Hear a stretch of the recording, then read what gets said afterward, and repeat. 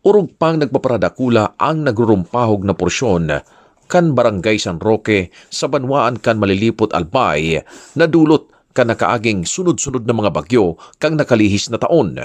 Ini dahil sa padagos na pagbulos man ni makukusog ng mga uran sa nakalihis na mga bulan.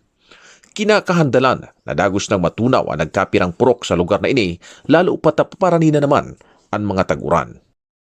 Puwera kan inot na landslide, sarap pang dakulang landslide sa bandang taas ka nasabitan ng barangay ang nag-ukura digdi.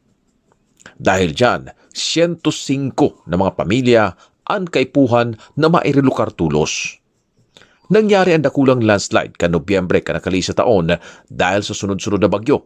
Alagad hasta sa ngunyan, nasa evacuation center pa man giraray ang mga apektadong residentes.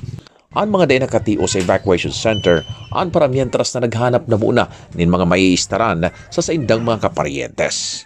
Sigun kay Kapitana Josefina Biñas, napapawot na ang sa iya mga residentes kung saarin sinda matatawanin permanenteng relokasyon. Nahiling ko po sa mga kabarangay ko na parang na ano talaga sinda, gari napapawot na or nahalian na sinda kay gana magparahala. Medyo talaga mahaloy ang o kaya mabagal po ang proseso.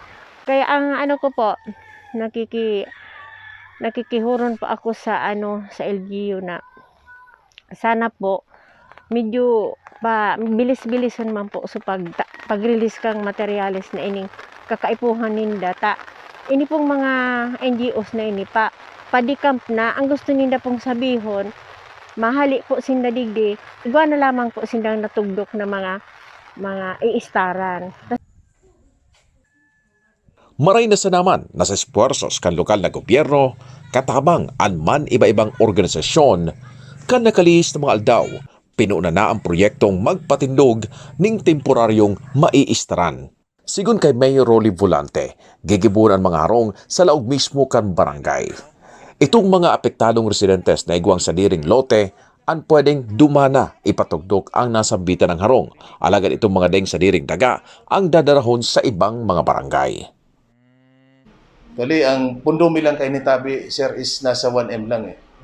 Alagad dahil sa dakol na mga organisasyon, mga private entity, sa mga international organizations na bisita sa Muya, so nagkabiyo-biyo tabi. Collaboration ini kang gapos sa mga pribado asin sa publiko, ining mabibilog ng ining harong tabi. So ako personalmente nagpapasalamat sa mga grupong ini tabi. Sigun pa kay Mayor Volante, may plano naman subuot ang National Housing Authority na magpatindog ning permanenteng relokasyon. Alagad mahahaluyan pa subuot ang proseso kay ni. Si Kapitana Biñas nagdunar naman ka sa diri niyang daga. Alagad 29 sa naman na harong ang pwedeng magkasya digdi. Iniba niya ako sa pagbisita sa lugar kung kaya nahiling ta na diit tatambak ning baybay asin graba asin kalot sa mga gigibuhon na kubeta pasanaman ang napupuunan kang proyekto. Nahaadit na maray si Kapitana na dai matatapos ang paharong bago pa mag-abot ang mga tag-uran na posibleng magdaraman ng mga makukusog pang bagyo digdi sa Albay. Kung talagang mag-abot na po talaga ang tig-uran, talagang delikado na po sinda. So sige-sige na naman po talaga ang tig-uran.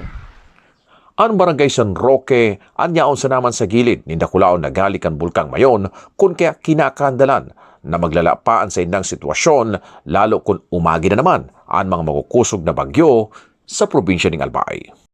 Ini po si Vince Villar, asin yan po ang sa kuyang special report.